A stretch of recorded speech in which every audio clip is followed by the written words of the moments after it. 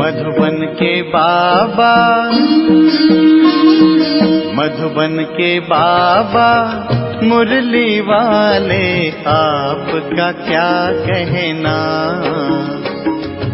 आपका क्या कहना। ओम शांति।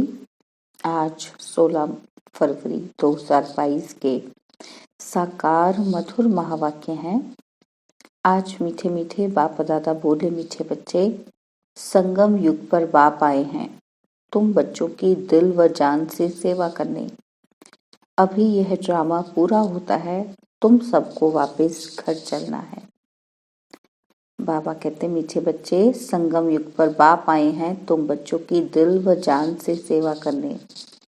अभी यह ड्रामा पूरा होता है, तुम सबको वापस घर चलना है।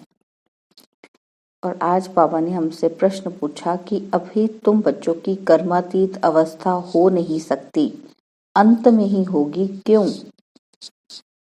और उत्तर में बाबा ने समझाया कि क्योंकि तुम आत्मा जब कर्मातीत बनो तो तुम्हें पावन तत्वों का बना हुआ शरीर चाहिए।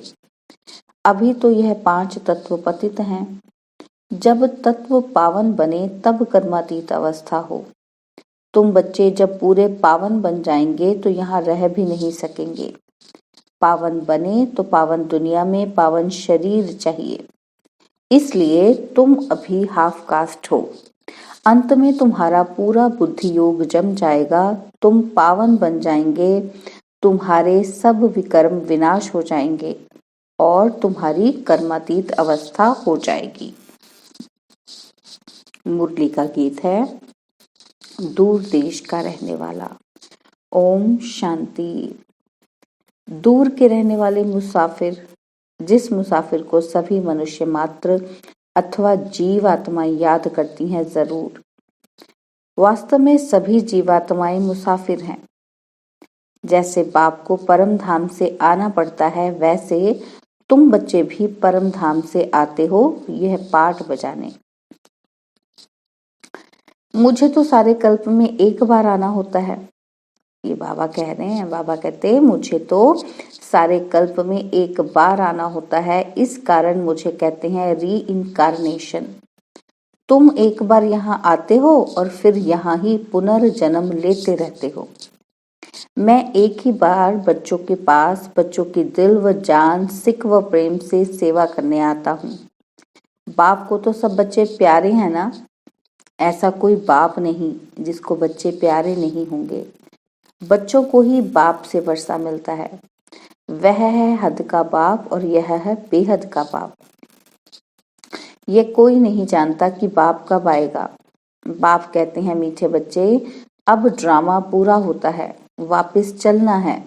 रास्ता कोई भी जानते ही नहीं, सिर्फ कह देते हैं बैकुंठ वासी हुआ, पार निर्वाण गया। अभी तुम जानते हो। क्या जानते हैं हम? कि बीच में कोई भी वापस जा नहीं सकता। जब सबका पाठ पूरा हो तब बाप को आना पड़ता है। तुम जानते हो, हम सब आत्माएं जब शरीर में हैं तो शरीर के नाते भाई बहन हैं। हर एक को अपना अपना पाठ पूरा करना है, फिर सबको अपने अपने समय पर पाठ रिपीट करना पड़ेगा। बाप को सभी याद करते हैं कि हे पतित पावन आओ, हे सीता के राम आओ। एक राम एक सीता के लिए थोड़ी आएगा, सभी सीताओं का एक राम है। सब बच्चे याद करते हैं, भक्ति करते हैं। यह ड्रामा 5000 वर्ष का है। बाप कहते हैं, तुम अपने जन्मों को नहीं जानते हो, मैं जानता हूँ। लाखों वर्ष की बात तो कोई बता ना सके। मुख्य पहली बात है कि गीता का भगवान कौन है। ड्रामा अनुसार भूलें तब तो बाप आए। सिर्फ गीता पढ़ने से कुछ नहीं होता। बाप खुद ही आकर बच्चों को राजयोग सिखाते हैं। बाप कहते हैं, यह नई नई बातें जो मैं तुमको सुनाता हूँ वह सब प्राय लोप हो जाएंगी। यह परंपरा नहीं चलती, और जो आते हैं उन्हों का ज्ञान तो अंत तक चलता है। एक दो को सुनाते आते हैं। यहाँ न सुनने वाले न सुनाने वाले रहेंगे, सब चले जाएंगे। वहां तो यह भी नहीं जानते कि हम 16 कला संपूर्ण हैं। बाबा सत्युग की बात कर रहे हैं। बाबा कहते वहां पर हम यह नहीं जानेंगे कि हम 16 कला संपूर्ण हैं, वह तो है ही प्रारब्ध। 16 कला से फिर 14 कला बनेंगे, यह पता रहे तो राजाई की खुशी ही चली जाएगी, है ना। जब हमें ये पता चलेगा कि हम डाउनफॉल में जा रहे तो हम तो खुशी नहीं रहेगी हमारी। बाप समझाते हैं कि ऊंचे से ऊंचा धर्म शास्त्र पहले होना चाहिए। देवी देवता धर्म स्थापन करने वाले को भूल गए हैं। जितनी गीता की महिमा है उनसे जास्ती ज्ञान सुनाने वाले की महिमा है। और कोई धर्म स्थापन करने वाले को भगवान नहीं कहेंगे। भगवान तो एक ही निराकार है, बाकी सब है साकार।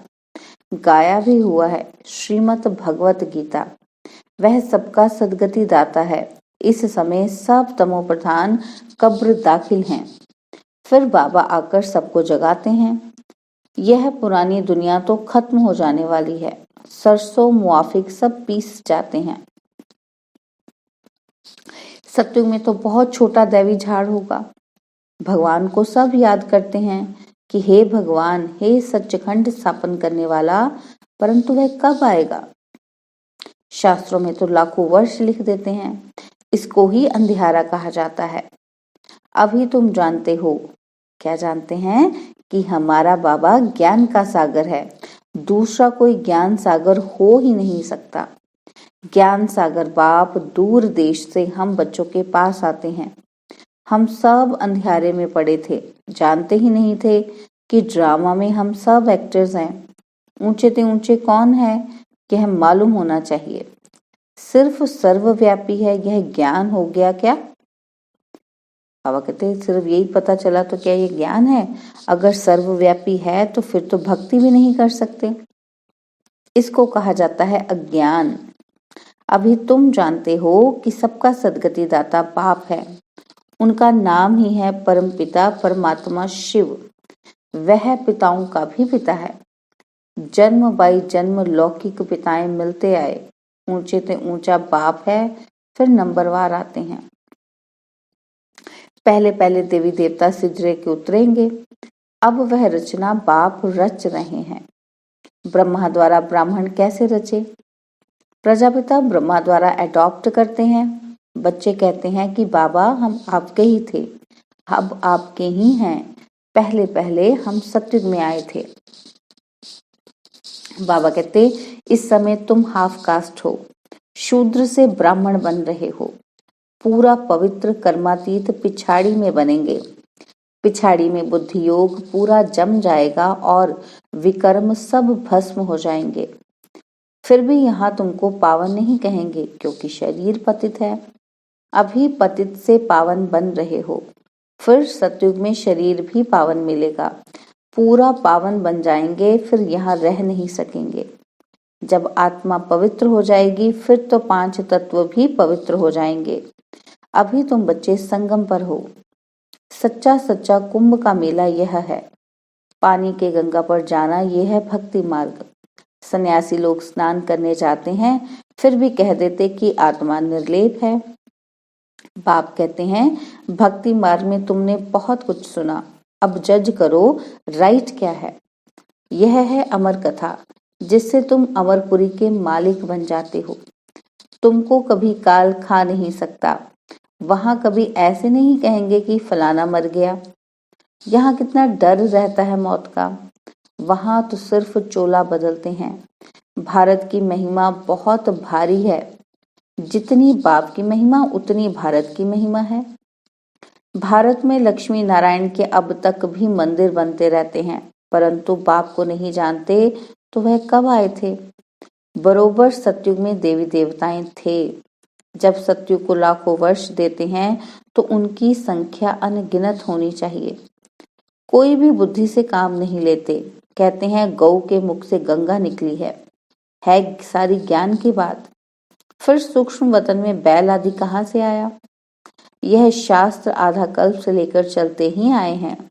यह सब बातें मोस्ट बिलवेड बाप चिल्ड्रन को समझाते हैं तो सब मेरे बच्चे, परंतु तुम मोस्ट बिलवेड बनते हो। लक्ष्मी नारायण का पता नहीं कि कब राज्य करके गए। राधा कृष्ण का बर्थडे मनाते हैं।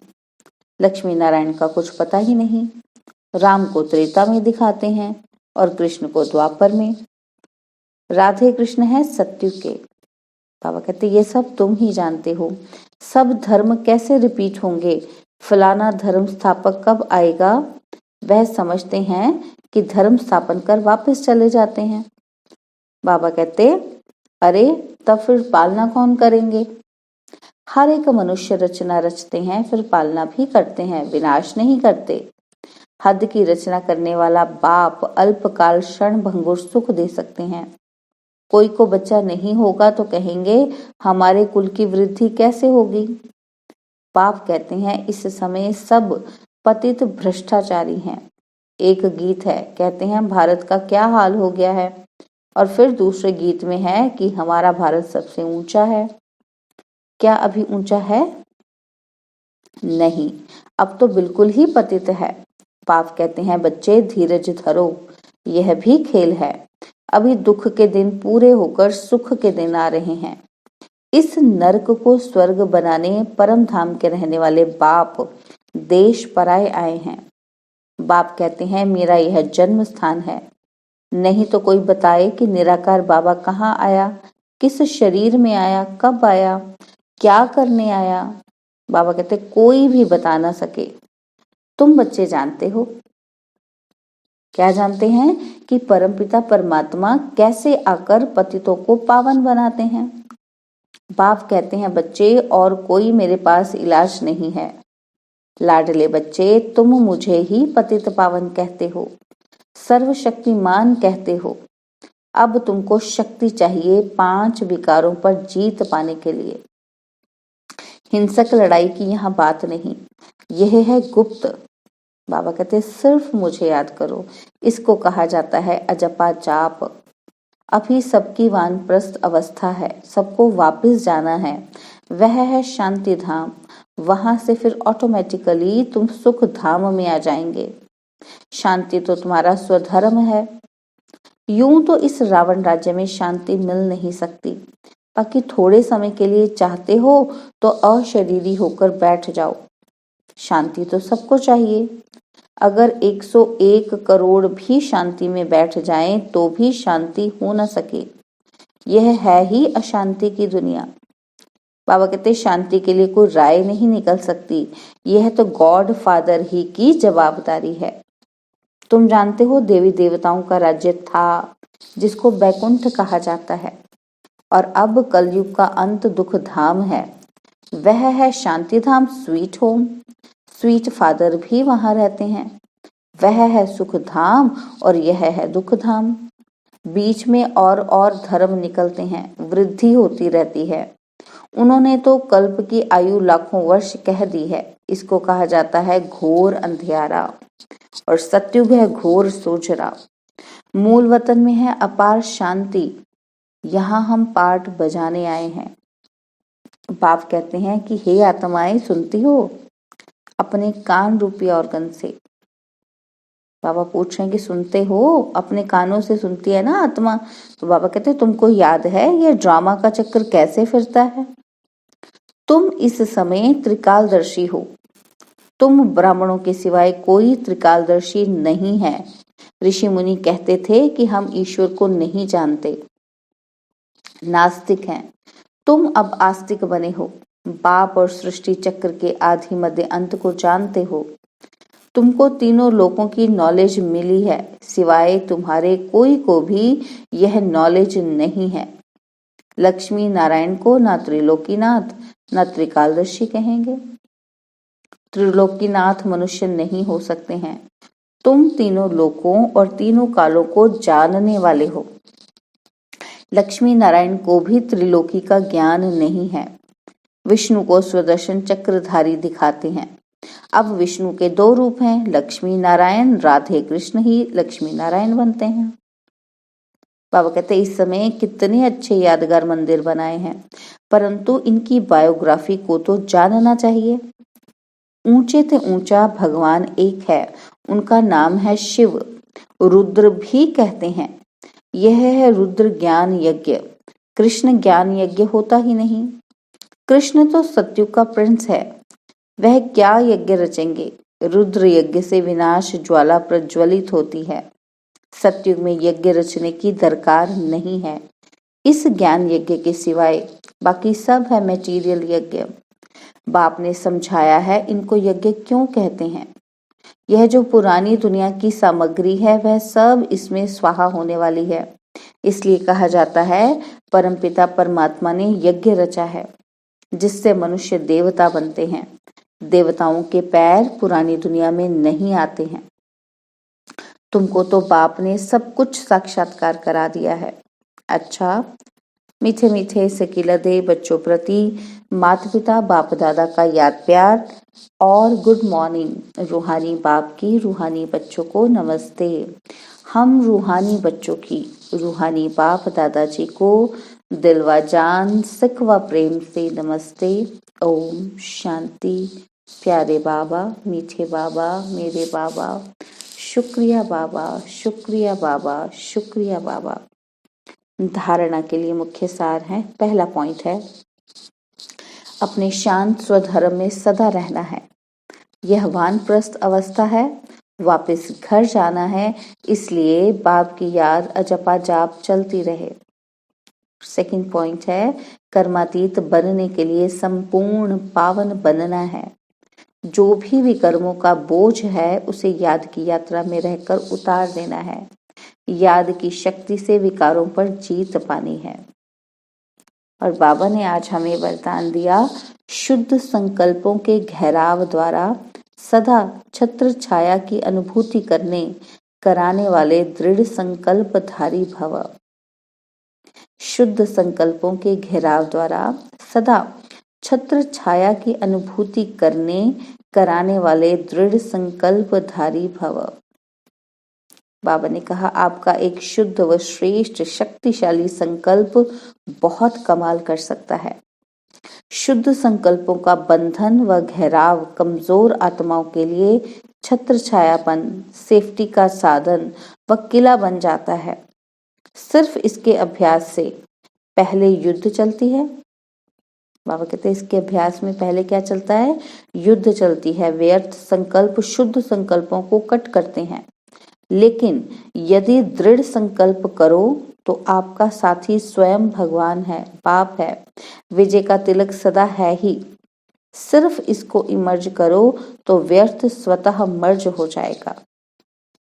स्लोगन है फरिश्ते स्वरूप का साक्षात कराने के लिए शरीर से डिटैच रहने का अभ्यास करो। फरिश्ते स्वरूप का साक्षात्कार कराने के लिए शरीर से डिटैच रहने का अभ्यास करो। ओम शांति। और अब यह एक बहुत अच्छी वीडियो भी जरूर देखें।